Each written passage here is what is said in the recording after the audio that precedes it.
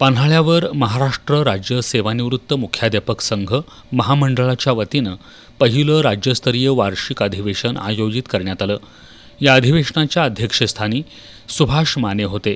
यावेळी बोलताना आमदार जयंत आसगावकर यांनी अनेक शिक्षक आणि मुख्याध्यापक अतिरिक्त होत असून याचा शाळांवर गंभीर परिणाम होत असल्याचं सांगितलं. इंग्रजी शिक्षणाला आमचा विरोध नाही, पण प्राथमिक मराठी शाळा टिकवणं गरजेचं आहे.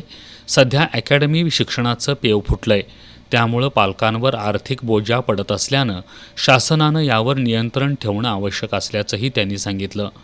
मुख्याध्यापक सेवानिवृत्त झाल्यानंतरही त्यांचा अनुभव आणि ज्ञान समाजासाठी मोलाचं असतं.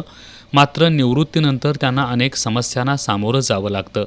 त्यामुळं सेवानिवृत्त मुख्याध्यापकांनी संघटित होणं ही काळाची गरज आहे, असं प्रतिपादन आसगावकर यांनी केलं. यावेळी उपस्थित सेवानिवृत्त मुख्याध्यापकांनी विचारलेल्या प्रश्नांना त्यांनी सविस्तर उत्तरं दिली.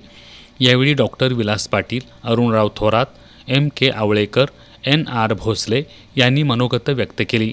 या कार्यक्रमाला B.G. काटे, D.S. Patil, R.Y. Patil, Tanaji Mane, S.Y. Patil, N.D. नाजरे, R.G. Patil यासह कार्यकारिणीचे सदस्य आणि राज्यभरातून आलेले सेवानिवृत्त मुख्याध्यापक मोठ्या संख्येनं उपस्थित होते.